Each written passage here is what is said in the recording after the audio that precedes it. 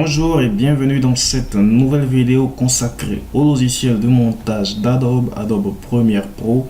Ici Eliezer Kofi. Alors c'est mon tout premier tutoriel sur ce logiciel. Alors je dirais que c'est un tutoriel minute parce qu'on va apprendre une toute petite astuce, voilà, dans Premiere Pro qui vous permettront certainement d'optimiser votre travail et par conséquent de gagner du temps énormément dans votre montage là. Donc on va ouvrir Premiere Pro. Alors moi j'ai trois versions. J'ai la version CS6, la version CC et la dernière version CC 2018. Donc je rappelle que si vous avez une version antérieure de mes versions, ça marche tout aussi bien, donc pas de souci à se faire. Et là nous allons utiliser la dernière version, c'est-à-dire la CC 2018 pour pouvoir réaliser ce tutoriel. Donc sans plus tarder, tout de suite nous allons ouvrir Premiere Pro.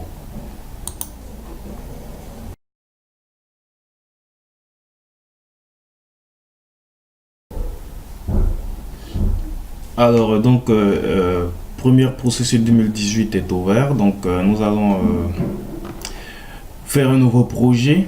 Voilà, si vous ouvrez Premiere Pro CC 2018 pour la première fois, je crois que vous n'aurez pas tout ça, hein, parce que voilà, ce sont des anciens projets sur lesquels j'ai travaillé. Et donc on ne va pas s'en occuper, on va nous juste créer un nouveau projet. Voilà, ici on va l'appeler simplement tuto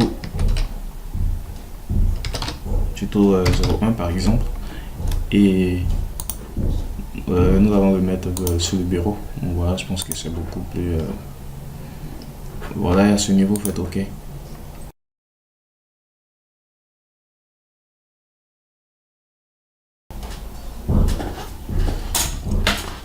Ok, là on a pardon, un petit message d'erreur, on ne va pas s'en occuper.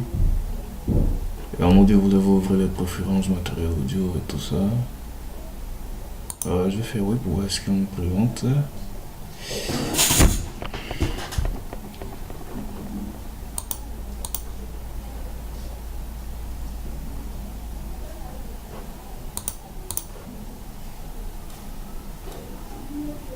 Je pense qu'il doit avoir un souci avec mon truc. Mais bon, on va pas s'en occuper dans un premier temps et puis on va voir ce qui va se passer. Autrement dit, on changera de version tout simplement. Donc, une fois arrivé sur Premiere Pro, alors vous avez l'interface comme ça. Ici, vous avez votre chutier, l'endroit où vous allez poster vos rushs. Ici, vous avez les effets. Ici, la timeline et les deux visualiseurs. Voilà. Donc, on va tout de suite importer un média. Donc, moi, je vais importer celui-ci. Voilà, c'est le dernier média avec lequel j'ai travaillé quand je faisais la post-production de mon tutoriel. Sur le design graphique avancé, je pense que vous l'avez vu ou si vous ne l'avez pas encore vu, voilà. Vous pouvez toujours aller le voir sur ma chaîne YouTube. Et bien voilà, on va tout simplement créer une séquence. Et comment est-ce qu'on va faire ça? On va juste créer une séquence à partir de ce rush. Donc vous faites un clic droit et faites une nouvelle séquence à partir de l'élément. Donc automatiquement Premiere Pro nous crée une nouvelle séquence avec notre rush déjà posé dans notre timeline et dans notre second visualiseur ici. Donc pour l'afficher dans ce visualiseur là, c'est simple, vous devez cliquer juste ici et voilà, vous l'avez ici. Donc lorsque vous réalisez un montage, il est important de l'afficher soit ici par exemple, parce que il va falloir faire des découpes, tout ça pour pouvoir raccorder à d'autres rushs ici. Voilà, c'est dans ce cadre là qu'il est important. Donc dans ce tutoriel, il ne va pas beaucoup nous servir étant donné qu'on a un seul rush et c'est celui qu'on va utiliser. Voilà, donc je vais lire pour que vous puissiez voir un peu la différence. Alors ceci est l'une des techniques. Alors là, je sais pas si vous avez remarqué, mais il y a un bruit de fond juste derrière ma voix. On va essayer d'avancer un peu pour que vous puissiez voir. Voilà, ce fameux qui est juste en bas, c'est lui qu'on va essayer de soustraire ou de le réduire plus ou moins.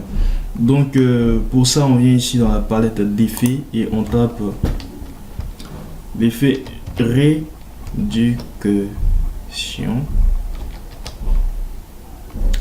Et nous aurons faire réduction du bruit spectral, c'est pas celui-ci. Vous prenez le second là, réduction adaptative du bruit, et vous appliquez à l'audio. Voilà, alors une fois que c'est fait, vous venez ici dans les options d'effets et là nous allons paramétrer notre effet pour qu'il s'applique en fait à notre audio ici. Voilà, donc pour le modifier en temps réel, nous allons faire couler la vidéo, faire jouer. Voilà, à peu près comme ça. Je pense à ce niveau. Et voilà, et pendant qu'il joue, je vais revenir un peu en arrière. Alors pendant qu'il joue, technique essayez vous cliquez sur modifier de détourage dont j'avais voilà parlé dans la première partie. si vous vous masquez voilà, donc si vous masquez l'effet qui est là, vous voyez que tutoriel tire vraiment à sa fin. Donc au passage, j'ai ajouté un filtre. Donc vous pouvez voir la différence Ici, alors, masquer le musique, j'ai juste créé. Donc pour pouvoir s'entendre, je vais couper le son là. Et puis voilà, on va paramétrer ici. Donc si vous activez ça ici dans réduire le bruit de par défaut il sera un peu comme ça. S'il y a 5 environ, 5 ou à 0, ça dépendra. Donc vous allez le ramener environ entre 10 et 15. Parce que pas trop quand même, parce que plus vous le ramenez trop et vous voyez l'effet que ça va faire. Alors je mets mon calque que j'ai rempli de bleu.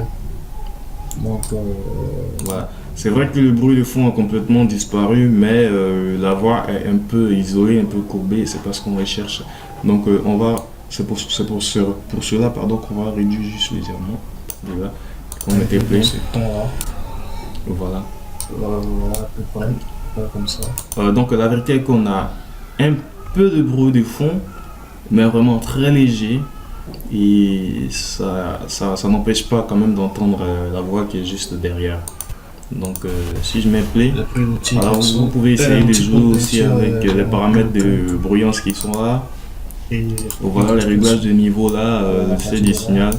Mais je pense qu'avec la seule option réduire le bruit de fond là, réduire le bruit de ici, voilà, c'est largement suffisant. Donc on va se mettre en 10 et 15. Et voilà, ici il n'y a pas OK, hein, voilà, et vous cochez, j'ai complètement oublié, vous cochez mode qualité supérieure. Voilà pour permettre à Premiere Pro de conserver à peu près la qualité de l'audio en réduisant notre bruit de fond. Donc après ça, vous fermez la fenêtre, voilà, il n'y a pas de OK ni du voilà, il n'y a rien du tout, vous fermez juste la fenêtre, l'effet s'est appliqué automatiquement et vous faites superposition. Voilà, donc vous voyez nettement la différence. Alors si je fais si je désactive l'effet ici, me donner un peu voilà, vous voyez nettement la différence. Alors je désactive ça et active ça. Voilà, donc je crois que c'est tout pour ce tutoriel. Voilà, c'était un tutoriel minute. Juste une petite astuce que j'ai découvert. Ouais, peut-être que vous savez depuis longtemps, hein, mais bon. Je l'ai découvert parce que jusque là, je réduisais mes bruits sur Adobe Audition. Voilà, qui travaille, qui peut se manipuler pardon, en interaction avec Premiere Pro. Donc j'importais mes sons, voilà, et puis bon, je faisais tout simplement voilà. Donc c'est tout pour ce tutoriel, on va se dire au revoir.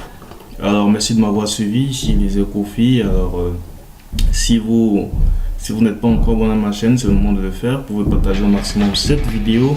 Et voilà, laissez des commentaires si vous n'avez pas compris quelque chose et il me ferait plaisir de vous répondre. Alors c'était Élisée Kofi, passez tous un bon samedi et à très bientôt pour une nouvelle vidéo.